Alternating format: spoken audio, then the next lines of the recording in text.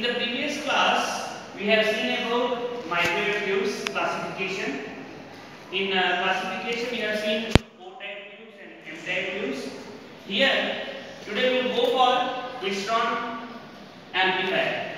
Klystron Amplifier, it is a part of your O-type microwave tube only.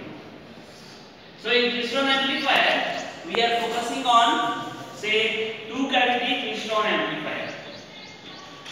Two-cavity Klystron Amplifier means it is an amplifier. Amplifier means it will amplify the microwave frequency signal, and in this you are having two cavities. Two cavities are there. Two cavities means two holes are there. Okay, one is there, that is your buncher cavity. One is your collector cavity. So two holes are there. We will see the construction of the two-cavity Klystron amplifier.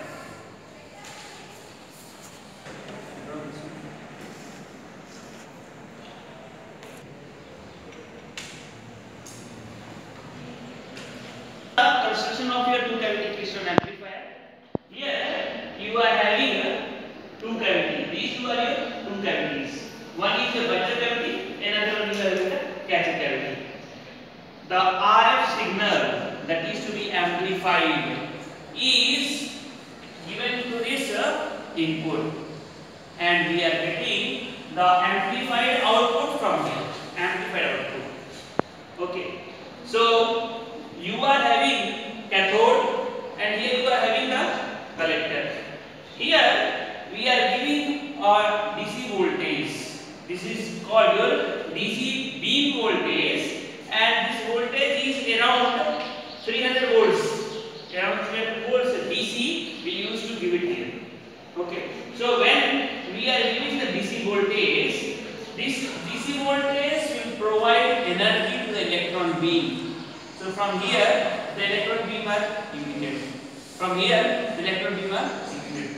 Electron beam, they will possess the potential energy. Here they are possessing the potential energy because of your this beam voltage, and when they are moving from your cathode to your collector side, there they are having the kinetic energy. They possess the kinetic energy.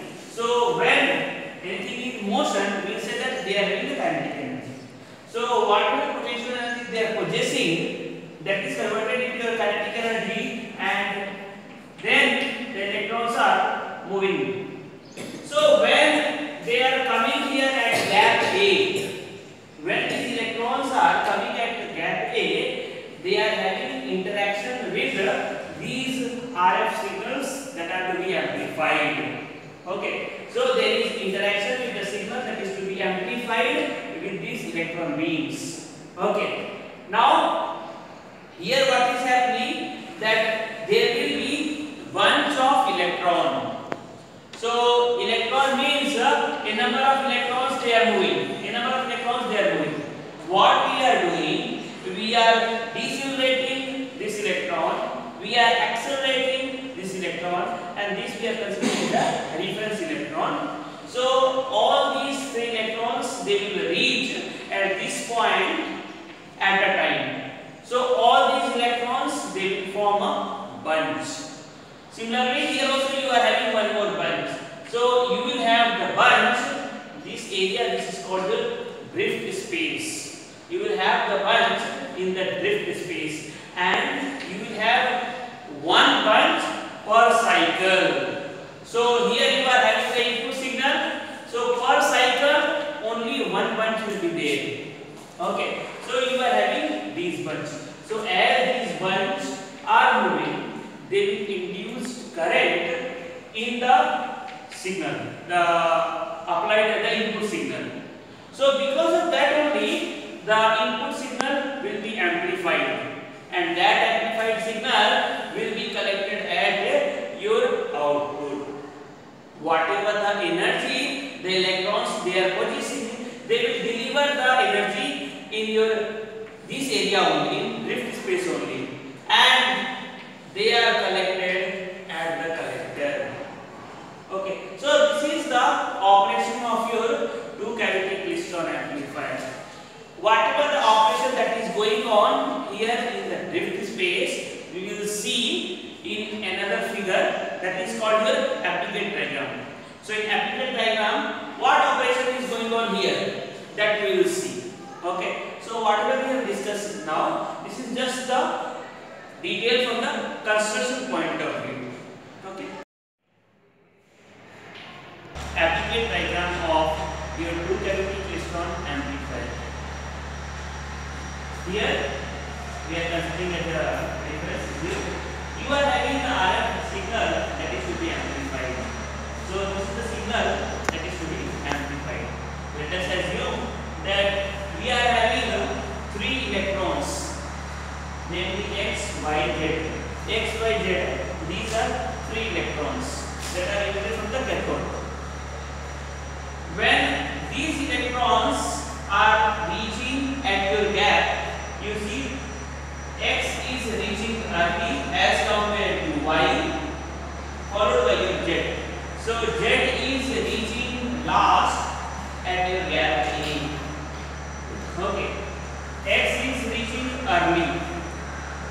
And if you are seeing here, this is your Y. We are considering Y as a reference electron. Reference electron means here what is happening, that there is no change in the velocity or the speed of the electron. So whatever your Y electron is there, it is unaffected and it is moving in its own path. Now, if you are seeing the electron Z, which reaches the gap later as compared to X and Y, and when they are interacting with the signal, here it is positive. So as it is positive, here it will be accelerated. So it is accelerated so that it can be able to catch electron X and Y before reaching the gap B. So this is a distance to gap B. So this side you are having somewhere gap B. So before reaching gap B, here it is accelerated. If you are seeing your electron Y is such that when it is appearing, it is at zero level. So as it is zero level, there is no change in the speed and it is moving in its own path. On the other hand, if you are seeing the electron X as compared to your signal, it is interacting when the signal is negative. So here the signal is negative, though it is reaching the gap A early, but here as the signal is negative, it will be decelerated. So whatever its speed is decelerated. So now as the speed is decelerated, your electron Y and Z, they can make or they can be able to catch the electron X before reaching the gap A. The place where all your X, Y, Z electron interact, that is called your electron bunch. So here you are having the electron bunch. Here we have just taken a sample of 3 electrons. So it is not that there will be 3 electrons, there will be many more electrons will be there.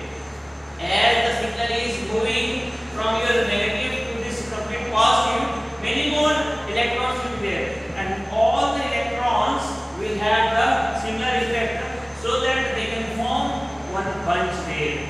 Okay, so those electrons which are reaching at the reference, so when it will be 0, so that will be your reference electron, and all the electrons which are there in the negative half cycle, they will be decelerated, and all those electrons which are in the positive half cycle, they will be accelerated. So in this way, all the electrons which are decelerated, reference electrons, and all the electrons which are accelerated, they all combine to form an electron bunch. Each electron, they are having some energy, they are possessing some energy. Here you are having a bunch of energy. So a group of electrons, they are forming a bunch, and they are having a very good amount of energy in it. This from your negative peak to your positive peak, this is called the bunching limit. This is called the bunching limit.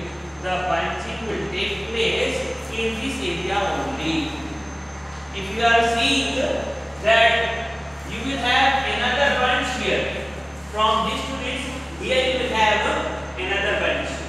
Okay, so you are seeing that in complete one cycle, only one bunch is formed. Okay, so only one bunch you will see per cycle, and as the number of cycles is less, you will have that many bunches. Okay. Now, if you are going for your electron bunch depend upon the different parameters.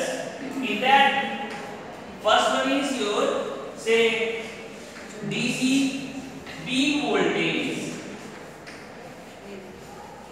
First one is your DC peak voltage. So by increasing the DC peak voltage, we can increase the number of electrons. Second is your drift space. Drift space, it is the space between your gap A and gap B. If the drift space is more number of bunches can form. But your drift space, it is inbuilt. It is inbuilt, or we can say that it is from the construction point of view. We don't have the control over it. If once designed, that is over. And one more parameter is your say signal amplitude means your this height. Okay. If the amplitude is more, we can have the electron bunch possessing more energy in it. So